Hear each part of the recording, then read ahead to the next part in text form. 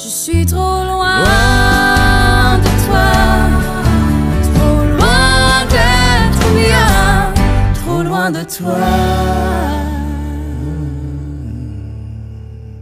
Je me sens vraiment bien. Le lancement il est fini, puis l'album est lancé depuis quelques jours. J'ai le sentiment du devoir accompli. J'ai aussi le sentiment de bonheur, vraiment de bonheur, parce que les critiques sont belles, les gens aiment l'album, puis les gens ont déjà leur préféré. C'est comme dans n'importe quoi, on fait quelque chose, puis là, on vit un moment d'euphorie incroyable, puis après ça, c'est le moment d'angoisse. Tu sais, c'est comme, ça frôle un peu l'angoisse, que tu dis, c'est vraiment le fun, mais là, OK, là, il est long, là, fait que là, il faut que ça soit bon, puis il faut qu'il l'aime, puis tout ça, fait que c'est un peu un mélange des deux sentiments. Je vous présente mon rayon de soleil, la belle Marie-Pierre Perrault. Toujours debout, plus jamais à genoux, je suis certaine. Tout le long du lancement, il y avait une ambiance qui régnait, qui était vraiment... il y avait une espèce d'aura dans la place, il y avait une énergie vraiment électrisante. Même si je m'en allais pas faire du rock, là, ce que je veux dire, c'est que dans le fond, je m'en allais faire des pièces, mais des pièces qui me collent vraiment à la peau, qui me ressemblent énormément, qui sont pour moi très touchantes. J'avais l'impression d'être toute nue sur la scène, parce que là, c'était mes pièces, je les avais écrites, j'étais à 100% moi. Pas que je l'ai pas été dans le passé, mais vraiment là, c'était vraiment différent. Dans mon cœur.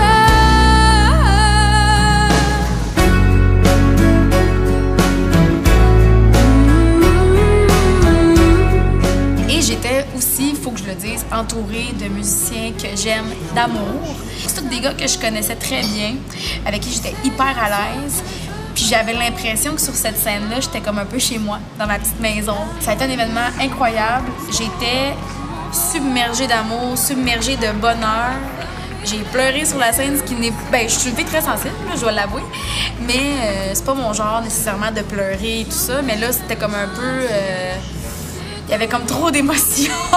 J'étais très émotive, oui, par rapport à moi, mais aussi par rapport au fait que Raymond aussi vivait ça pour la première fois. Il a déjà vécu des lancements, mais n'a jamais été dans un lancement pour dire de son propre produit, là, disons.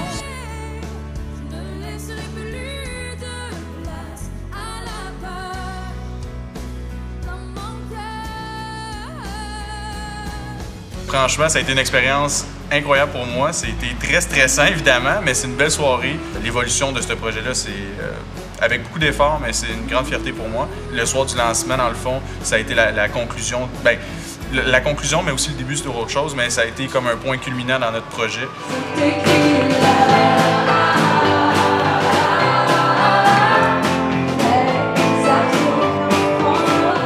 Les commentaires que j'ai eus de tout le monde par la suite aussi, là, ça a été très positif. Puis juste si on regarde avec les extraits qu'on a sortis, Les Paroles s'envolent, qui a été le premier extrait qu'on a lancé à la radio, on a eu une super belle réponse des radios, ça a joué à la planche, on a été dans le top 5 de Rouge FM.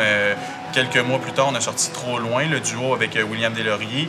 Et ça aussi, encore une fois, les radios y ont embarqué tout de suite. Ça a pris, je pense, 2 jours. La journée qu'on a sorti l'extrait, je pense que c'était un lundi. Puis le mercredi suivant, dans la même semaine, on avait des réponses déjà positives que c'était pour jouer aux radios. Fait que ça, c'est magique.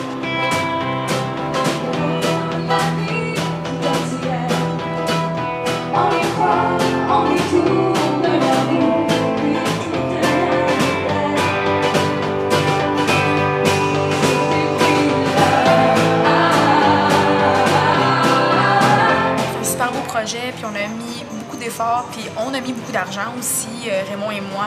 Les Dragons seraient fiers de nous, ils diraient « Est-ce que vous avez investi dans votre projet? » Oui, on a investi dans notre projet, temps et argent. Mais je pense aussi qu'on a eu vraiment beaucoup de soutien de plusieurs commanditaires, dont Protect Construction et Jiffy Lube Québec. On a maintenant aussi Musique Action qui nous a subventionné aussi pour une partie du projet, donc vraiment un gros merci aussi à Musique Action. Ce qu'on trouve très important, là, nous autres, c'est aussi d'être créatifs dans notre approche, c'est-à-dire qu'on veut toujours innover, on veut se démarquer. On essaie tout le temps de trouver des solutions, on est toujours en train de se questionner, on fait des consensus avec des gens, des tables rondes pour trouver des nouvelles idées. Pour essayer, parce que là, on est en train de bâtir la tournée qui s'en vient à l'été prochain. Et puis, on veut que ça soit une grosse tournée. T'sais, on veut faire quelque chose de big. Et puis, on travaille fort à ce niveau-là pour que ça marche. Je trouve qu'on forme une bonne équipe, franchement. C'est qu'on se complète tellement bien. Chacun, on a nos forces et nos faiblesses. Puis, les faiblesses de l'un sont les forces de l'autre. Fait que ça, c'est merveilleux pour ça. On sait tout de suite quand il y a quelque chose, quand il y a un nouveau défi à relever, on sait c'est qui va prendre le lead dans ce dossier-là, si on veut. Quand on le fait quelque chose, on y va jusqu'au bout, moi et Marie-Pierre. Je trouve que c'est le plus bel album qu'on aurait pu s'offrir. On chicane des fois, là, mais on s'aime full. C'est rare. C'est très rare.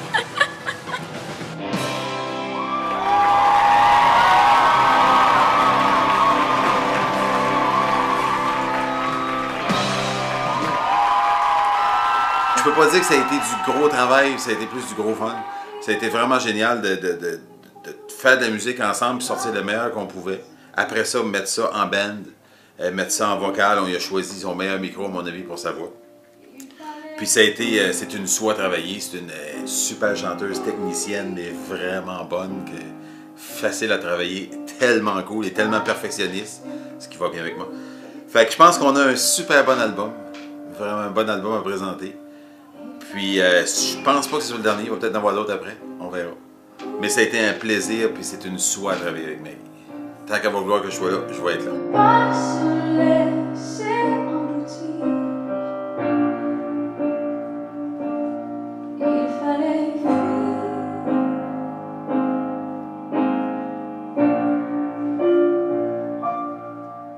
Je pense que ce projet-là, ça m'a amené à croire vraiment à la personne que je suis.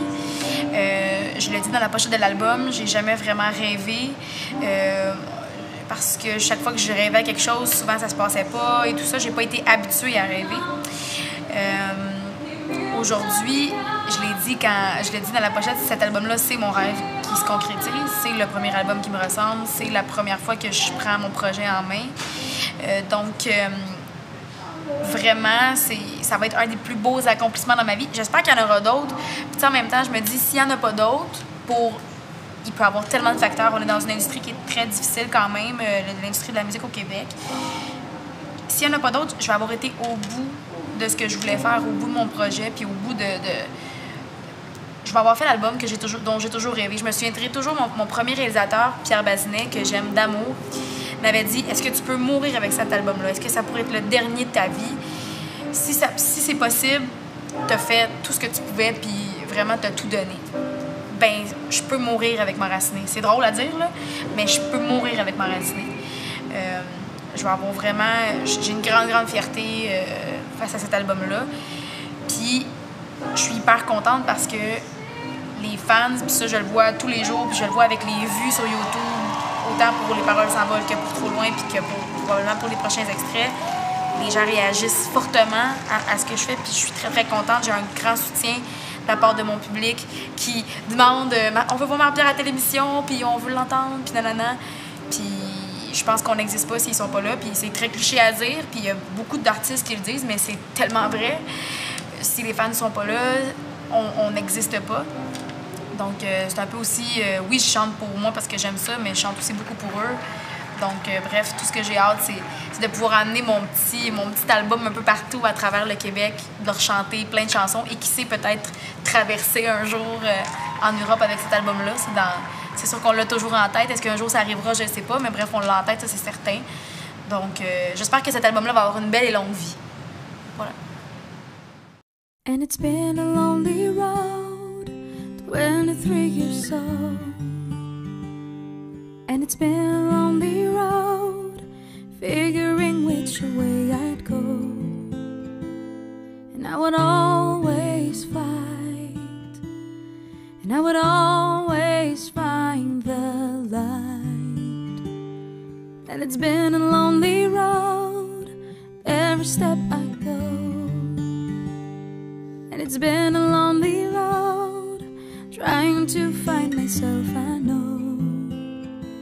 And I will always fly like a bird above the sky. And it's been a lonely road, getting there and I won't let go.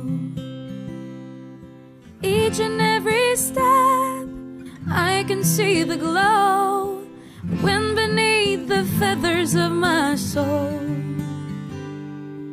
I will always be everything you see, true to myself through every word that flows.